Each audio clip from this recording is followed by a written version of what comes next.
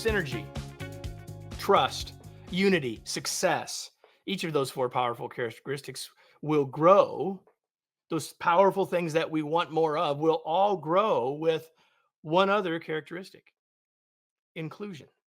Today, we're talking about what it means and what it takes to be an inclusive leader. There's never been a better or more important time to do exactly that. And so, welcome to another episode of the Remarkable Leadership Podcast, where we are helping leaders grow personally and professionally to lead more effectively, make a bigger positive difference for their teams, organizations, and the world. If you are listening to this podcast, you could be with us live in the future, not for this one, it's already passed, but in the future, you could join us on your favorite social media channel with us live. And to do that, you have to find out when those are going to take place. And the best way to do that is to join either our Facebook or LinkedIn groups, which will give you all of that scoop, as well as other inside stuff about the show. So you can go to remarkablepodcast.com/Facebook or remarkablepodcast.com/LinkedIn to join us, and then find out when you can join us live in the future. Today's episode is brought to you by our Remarkable Masterclasses. Pick from 13 important life and leadership skills to help you become more effective, productive, and confident while overcoming some of the leader's toughest challenges. Learn more and sign up at remarkablemasterclass.com. And now that we've got that all out of the way, we can get to the main event. We can get to the star of the show. Her name is Priya Nalkur. She is a psychologist with a genuine and authentic approach, has earned her educational stripes from Harvard and Yale. She's really smart. She has a heart and soul. She is the heart and soul of the Roundtable Institute, a pioneering force in inclusive leadership and professional coaching. Her book, which came out on her birthday, is called Stumbling Toward Inclusion: Finding Grace in Imperfect Leadership. It offers an engaging and human narrative of her journey, beginning with her formative experiences as an outsider in a small Canadian town, evolving into her mission to reshape leadership with a focus on diversity, equity, and inclusion. And Priya, it's a pleasure to have you join me today, right now for me, this morning. Thanks for being here. So grateful to be here. Thanks, Kevin. It's my pleasure. So I often open with a question about your journey. And I don't want you to go into that in great detail, because in the book, there's a tremendous amount about your journey. In fact, we were talking about it before we started, that the book is almost 2 books in one, the first kind of being like a memoir. But I do want you to talk about the journey to actually deciding to write the book and writing the book. Just like, when you were growing up in Canada, you weren't probably thinking you were going to be an author someday. So like a little bit about how do you end up doing this work? How do you end up writing this book?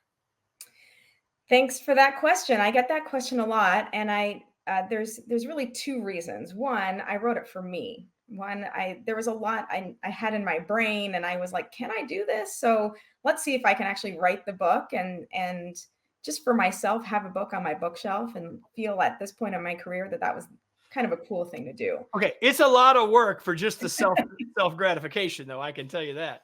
It's a lot of work. It's a lot. I happen to love writing too, though. So it was also, there's a lot of highs with the lows, as you can imagine.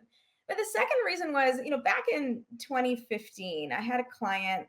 Everyone had gone through the program. Everyone in that company had gone through our Justice, Equity, Diversity, and Inclusion for Leaders program.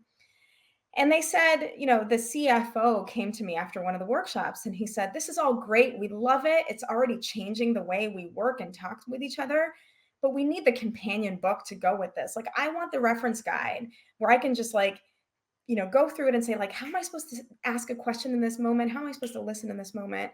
Can you write that book? You can just self-publish it. It'll be so easy. After you get that. Every person who never wrote one, just saying. Right, exactly. It'll be so easy, like famous last words, right? But then when more and more clients ask for it, and you recognize that your program might be out of reach for some people because it is, it costs something. It's an investment of your time and money. So how can we spread the message of justice, equity, diversity, inclusion for leaders more broadly without people having to make such an investment? And it just complemented my personal goal to write a book really well. So I finally put pen to paper about a year ago and wrote the book. here we are. Well, the world is glad that you did. And you mentioned it: justice, equity, diversion, and inclusion. And in the open, I use the word inclusion. The book uses the word inclusion. So that's really where I'm going to focus, not Yeah, meaning that the other parts don't matter. That's not really that's not my uh, unstated intent here. So I really want to start with a hopeful question, mm, which is, what can inclusion look like? Like, I didn't want to use the word should, right? I want to, what can it look like? This is meant to be, you could probably say it could end up looking like nothing like we want it to look. But I mean, I'm asking this in a very sort of hopeful, positive frame. I hear you. And I think I love that word can because it opens up possibility, right? It's a much more expansive question than what should inclusion look like. So I think about it in two ways. One, there's an intrapersonal experience of inclusion, right? What is the experience within me? And what that can look like is I feel like I belong, I feel understood, I feel seen, I can say what I need to say, I can take risks, I can hold back, I can be who I need to be. That intrapersonal experience of what it can look like, to me, that's the ideal. And I want to make sure you know that it's precarious, right? I might have that one day of the week, but I might not have it 3 days of the week. But it can look like that. If I have it one day, maybe I can anchor myself and say, like, I know what it looks like. I want more of that. There's also Well, the so can I just, I want to stop there for a second, because the title of the book is Stumbling Toward Inclusion, which implies that it's a journey, which implies that it's going to be imperfect, also implies yes. that it's hard, right? So we talked about this. If all of us are having that intrapersonal experience, then we've created it. Is that a fair way to say it? Yes, absolutely. We have created that. That's right. That's right. And then I interrupted you. Where else were you going? So you No, talked about I doing I, an I intrapersonal really experience. Is there more you wanted to say there? Yeah, so the first one is the second is the interpersonal experience with someone else. Like, who are we with you? Who are you with me? How do I enable understanding in you? How do I uplift you? Can I be someone who provides a platform for you to be all that you can be? And that happens in the interpersonal space. And I think inclusion in the interpersonal space is, I can tell you the truth. I can say anything. I can challenge you. I can be challenged by you. You can resist me. And we're in it together, as messy and as clean as it can be. We're in this together. That's the interpersonal dynamic. And let's be clear, we're all humans. And so it's going to be messy. Like, that's okay. We'll get to that before we're done, I promise. But now, if that's a picture of what this can be, then what does an inclusive leader need to or do differently? Like, Mm, okay, like I've been, I'm not saying me, like I'm speaking in the third person. Like, I've been a good leader, I've had good success, things have gone pretty well, but now I really want to be more inclusive. I've listened to you, Priya. I think there's something else here. What do I need to do differently than I've done, even if I've been, pretty effective and in all sorts of dimensions, right? Like, what yep. do I need to do different to be more inclusive? Well, maybe nothing, right? Like, if you're an effective leader already, maybe you're already doing inclusive leadership without knowing it, right? I don't mean to call inclusive leadership as a different form of leadership. It is effective leadership. It's one and the same. If you're doing effective leadership, my guess is you're listening really well. You're asking great questions. You're showing up courageously and you're being vulnerable. The same exact ingredients you need for effective leadership are the same ingredients you need for inclusive leadership. They're not different. Now, you may decide to say, like, hey, wait a second, we live in a world where justice is more important today than it ever was. What the world is talking about outside of work is coming into work. So I better pay attention to dynamics of race and gender and sexual orientation and politics and all that stuff. So if you're asking me that question, what does it mean to be a good leader in that world? then you can extend you can extend your skill set a little bit more beyond good listening and asking good questions and being vulnerable and being courageous. The question is, are you willing and able to be an ally? Are you willing to take on the struggle of others as though it was your own? Are you willing to examine your privilege, your power, and use it to benefit others who have less privilege and less power than you? So you mentioned it. I was going to try and find it and find it quickly, and I didn't want to look like I was multitasking, which I told people on the front end not to do while they're listening to us. Um, but you make a point early in the book, which I agree with, and you're hinting at it here, along the line of the value of discomfort. I think you Mm, say something like discomfort is a useful friction, or something like it. I think that's the line. That's what I was trying to find. I think that's yeah. close. Um, let's talk about that for a second, because you also make the point very clearly throughout the book. It was sort of a setup, everybody, about what does inclusive leadership look like, because uh, you say very early, like, really great leaders are inclusive leaders, like, by definition. Like, it's not something different necessarily. Um, Mhm. uh, and yet you just posed some really challenging questions to all of us if we were listening carefully. And if you missed them, you all can go back and listen again. Uh, what do you mean about discomfort being useful? How do we use that, uh, both intrapersonally and Mm, interpersonally? yeah. Discomfort is that moment where we're on the edge of something new, some new learning, a new experiment, a new understanding of who we are or the place that we're or our the environment that we're in. So we can do two things, really. Like, to be very reductive, we can ignore it and go on with our day, or we can leverage it. We can decide that maybe there's an opening here for us to learn something new. And I love learning because it's symbiotic with contribution. And I think if learning and contribution are our driving forces as leaders, we're going to have a more we're going to have a more positive impact in the world than if we were driven by something else like recognition and security, let's say. But being driven by learning, we're going to take that moment of discomfort and leverage it and say, okay, what's in this? Can I blow it up? Can I amplify it? Can I maybe generate a new idea? Can I stand beside someone else? Or if I'm so uncomfortable with that discomfort, can I ask someone to stand beside me and help me hash it out? So, discomfort is a really good thing, and it comes in the form of resistance, challenge, opposition, hard feedback, right? These are areas that, as leaders, I think I want us to invite those moments, or at least pay attention to when we're put in moments of discomfort. And I just want to say that when we hear that word discomfort, you may be listening, thinking about like the big things, right? Like maybe some of the kinds of conversations that you might be thinking about right now in this conversation that we're having about justice, equity, Mhm. diversity, and inclusion. But that point, Priya, that you just made is just as important in the really small things, right? Because discomfort gives us the chance to be intentional and to reflect. It doesn't have to necessarily only be on the big, really hard things, because discomfort, you prick your finger and you have discomfort, even if it's only for a fleeting moment. Uh, and I think that,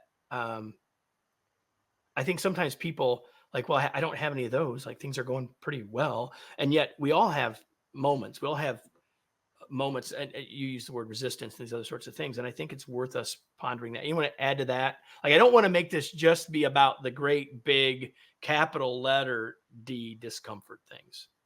Correct. I think discomfort, I mean, I've thought about this a lot, and I think for me, discomfort always comes back to fear, something we're afraid of. And inclusive leadership, I start the book honestly by saying, I want to write a forgiving book because the truth is that people are very afraid, especially with this word inclusivity. Like, people are suddenly afraid. Like, what if I say the wrong thing? That's an uncomfortable question. What if I do the wrong thing? Discomfort. What if I hurt someone? Discomfort. But we're just afraid. And so we go back and maybe not confront that fear or that discomfort. My invitation is that Yes, it's scary. And yes, you may likely say the wrong thing. But you're X years old. You've said many wrong things in your life. You've done You're many wrong. stumbling. We're moving. You're We're stumbling. learning, right? Yes, but this is a necessary discomfort. This is a necessary experiment for you to face. You cannot ignore this anymore. You've got to maybe learn by saying the wrong thing and then repairing it when you do. And repair goes well beyond an apology. You're talking about being vulnerable, right? Yeah. And I've been working with and training and coaching and writing to leaders for a lot longer than you, because I I know know. your age, because we talked about it before we started. Trust me, longer than you. And 30 years ago, when you were in high school, the word vulnerability wouldn't have shown up in very many conversations about leadership. And now it shows up all the time. Yeah. And it's not just about because of the topics that we're talking about. It's more than that. And yet everything that you just said was about being willing to be vulnerable. And I'll go back to intrapersonally and interpersonally. Mhm. Right? Mhm. Yes. Anything more you want to say about vulnerability specifically before we go on? I really appreciate that you situated it in a historical context, meaning that 30 years ago, we weren't having this conversation. Can you imagine a world where like we really the parameters of what we are allowed to be and do and say were very, very strict and we couldn't really, I'm guessing, we couldn't I penetrate was that. going to say, how do you know? But go ahead. But the fact that we can talk about it today, at least as a theoretical concept, means we're opening up a possibility of being more real with ourselves, even if we're just more real in private with ourselves. Well, it's more than just a theoretical concept. For some people, it's not much more than that, but Mm, it's generally now seen, and I'll just say, sort of in the business press, I'll use that framework yeah, as not just a theory, but a valuable attribute, right? correct. Where 30 years ago, it was more of a theory. I mean, no one disagreed with that idea. Well, not no Hmm. one. Few people ultimately disagreed with that idea, but Yep. in practice, it wasn't necessarily seen as An highly asset. valuable, an Yeah. asset, right? Yeah, it's an attribute. Today, it's an attribute, it's a set of behaviors. It's the way I think of it is it's permission. When I'm vulnerable, what I every time I do this, and I don't always, I can't plan to be vulnerable. It just sort of happens. I'm going to be vulnerable today. Writing that down on my list of to-dos. Right, Be check. vulnerable. Now I'm done. I can go on with my day. But when it does happen, it's almost always met with appreciation and gratitude, like, "Oh, thanks, now I see myself," or what I've noticed is people doing the same thing, right? That's what leadership is ultimately, like, are you influencing people to be the person they mean to be? And vulnerability enables that time and time again. Sometimes I don't even know I'm being vulnerable, and someone says, "Thanks for your vulnerability, now I can share my story." Well, it's interesting. So it's an attribute, it's characteristic. We said those things, but it's a behavior. And you Yep, said that too. My point being this, that it's like any other skill, we get better at it, which means there are things that you just described it, that you will say, like, that didn't feel hard to me. That didn't feel being vulnerable. I'm just being honest. yeah, That same thing 5 years ago might have been very hard for you to say. you got But it. now it's Yeah. not. Now it's just like, this is part of how I operate. This is part of my operating system. This is part of my natural inclination, but it wasn't once. And so it's like a lot of other things. It's a skill that we can build. And I think Yes. that's really Yeah, useful. thanks for saying that. It's so true. And as you know, because you've read a lot of the book, is I talk a lot about these skills being developmental. And that's why it's called stumbling towards inclusion. Like a 12-month-old baby doesn't give up after they fall on the ground when they walk. They get back up. They stumble. And There's we don't give up on them either. Yes, that's right. That's the interpersonal piece. Yeah, and we right? don't give So up we on don't give up on them. They know they're in an environment where they're safe to do that, where they can stumble. And so, like, I'm not saying go and stumble everywhere you can. Do it in environments where you have some safety, where you know that someone's going to be there to help you get back up again. And, it's amazing. Sometimes we don't know that we have that safety. I fell off a treadmill back in February, and it was amazing. There's like plenty of people in the gym. Only one person came to me. Many people watched. One person came up to me and said, I can help you sue the gym. Like, it's kind of amazing how the environment responds to your stumbles. yeah. And like, those are the conditions that are required for you to decide, okay, is this safe enough? Is this a place for where I can stumble? So, this, like, invest in those relationships, build insulation interpersonally so that you can stumble. So let's talk a little bit more about that. Like I Yep. hinted at it in the open. You bumped up against it several times. You used the word safety like 4 times in the last answer. Psychological safety is another one of those things that no one talked about 25 years ago. Uh, Yeah. Even though we sort of understood it at some level, it wasn't. It didn't have language yet. It has language now. What connection would you give to inclusion? How would you connect inclusion and psychological safety? Yeah. When we feel safe, one, we can stumble. And when all of that, the ability to experiment, to fail, to make mistakes is what a psychological safe environment enables you to do. But we only do that when we feel like we can be accepted, when we're in an environment where we belong. Right? There are many places in my life, and probably you too, Kevin. Like, we could have a whole conversation about this. Many places in my life where I'm not prepared to stumble. Like, those are places where I don't feel that level of safety or inclusion, where I'm going to still be valued and accepted for who I am, even though I made a mistake. Yep, I think that's right. So there are. I mentioned this to you before we went live that some of the chapter titles to me are brilliant, and so everybody, we're talking with Priya Nalkur, the author of "Stumbling Toward Inclusion: Finding Grace in Imperfect Leadership." Every word in that is important. But most of the chapters, everybody, are short, 2, 3, 4 pages, almost like mini essays in some ways. Yep. That may not be where they're intended, but that's sort of how I took them. And what I want to do as we sort of start to move towards the finish is I'm just going to give a couple of the titles of the chapters and just let you riff on that idea. I don't want you to give us a chapter summary. I Yeah, just yeah, want to yeah. talk about that idea. There were a couple things that were really impactful for me. And I just want to put those out in front of you. Probably the thing I will remember the most about the book What is a this: cool game. Headwinds. headwinds and tailwinds. Yeah, well, this is But by not the my. way, if we're talking about diversity and inclusion, you've got Yeah. the old white man and the young brown woman. Now, just say it. Like, so Yeah, we yeah, got yeah. we got sort of we got difference here, right? Yeah. On multiple levels.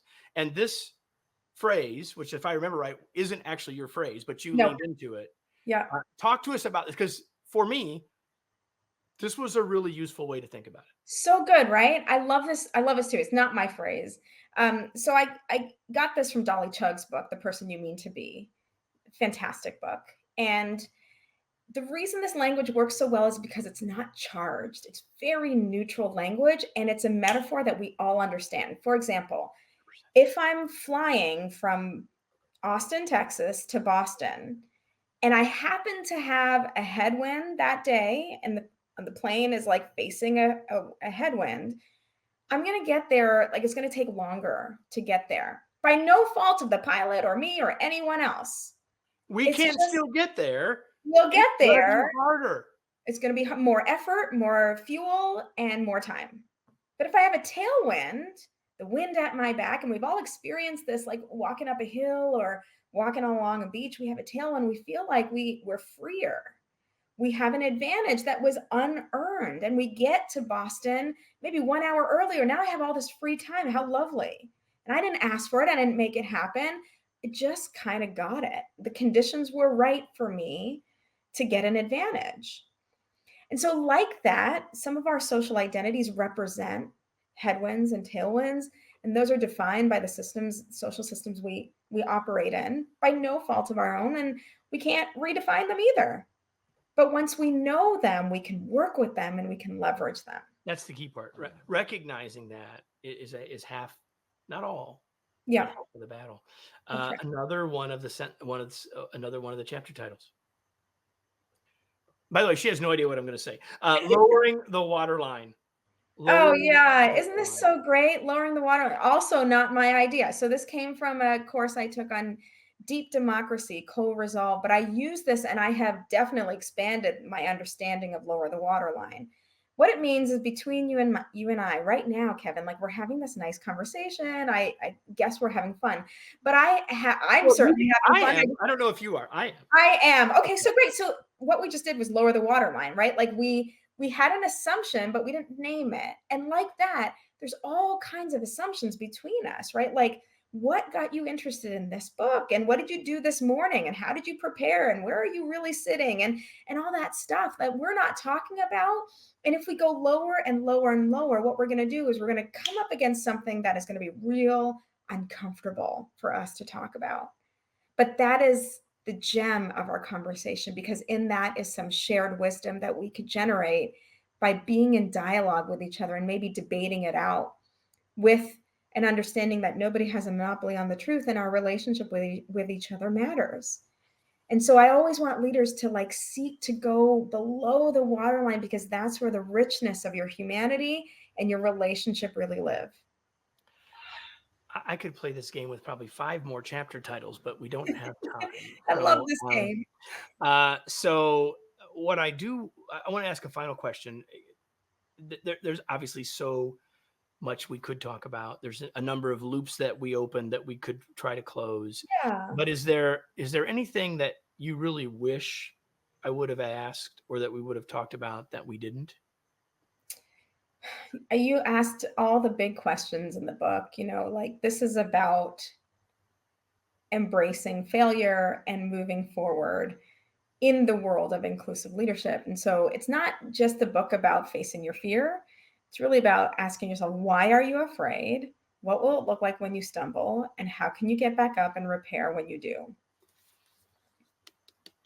There are some people who are watching this who are afraid of that word inclusion, Yes, I that know. are afraid of justice, equity, diversity, and inclusion. And I will boldly say that if this is making you in some way, even if you wouldn't say it out loud, squeamish, scared, guilty, then you really need to read the book. And you will find hope and grace and forgiveness and enlightenment in this book. There you go. So Priya, I'm going to shift gears. I probably should have saved that to the very end, but there it was. Yeah, you really did drop the mic there. That was really good. That was good. Well, Yeah. we'll let you can use that as a testimonial. How about that? Okay. You can go clip. We'll clip it. You can clip this out. You can go over there. Listen, everybody. We'll let Priya say a little bit more about how to get connect with her and all that in a second. But a couple other questions I'd like to ask people. So Priya, what do you do for fun? I hike with my kids and we dance in the kitchen. We do this like almost every day. That's what I do for fun. No one has ever in 440 episodes said that they dance in the kitchen with their kids. Really? Oh, it's my I'm not saying that no one does it. I'm saying no one mentioned that in that moment. That's the first on the show. Now the question that I ask everybody is, what are you reading, or what's something you've read recently, Priya? I am reading Private Equity by Catherine Sun. It's a memoir about her journey in private equity and seeking equity for herself. It's fantastic. It's brilliant. It's so, so, so good. And it's like very confronting. It's a beautiful book. Private Equity, that'll be in the show notes, as of course we'll be stumbling towards inclusion. So you can check the show notes wherever you're watching or listening to this podcast to get that. But where do you want to point people? Like where can people learn more about you, Priya, about the book, about your work? Like I'll hold the book up and you can tell people where they can find you and it. They should go to my website, priyanalkur.com. There's all kinds of free tools, right? Like you can do an assessment to see what your personal stumbling blocks are. It's free. You can order a copy of the book. You can watch all kinds of, videos and read journals, articles that I've written about this if you want to go further. There's excerpts on the book, there's audios. If you're not ready to buy it, listen to the audio, it's all there. All right. I hope you'll do that. And so now, Priya, thank you so much for being here. But before we go, I have a question for all of you who are watching or listening, whether it's now with us live or whether it's later. It's the question I ask every week. Now what? What are you going to do with this? Maybe you had some things to think about from this conversation. Maybe you want to think more about what does learning and contribution mean to you. Maybe you want to think more about safety. Maybe you want to think more about your interpersonal experience with inclusion. I'm just sharing a couple of things that I wrote down. What I wrote doesn't matter. What matters is what you got that you're going to act on, because unless you act on it, sort of, what's the point? I mean, Priya Yeah. said she and I had fun, which we did. And I hope you did too. But what I really hope, I think what we both really hope, is that this can be a meaningful use of 30 minutes of your time. And that will only truly be the case if you take some action. Priya, thank you so much for being here. It was such a pleasure and an honor to spend the last 30 minutes with you. Thank you, Kevin. I really appreciate it. This started my day off just right. Well, I love that. So all of you, I don't know when you're listening to this, whether it's the morning, the afternoon, the evening. I hope you're not sleeping. But what I do hope is that if you found this useful, that you will share it with somebody else. And that if this is the first time you're with us, that you'll come back and know that wherever you listen to your podcasts, you can find it. The Remarkable Leadership Podcast. Look for it, find it, subscribe, share it. You know what to do. Just do it. And come back next week for another episode of the Remarkable Leadership Podcast.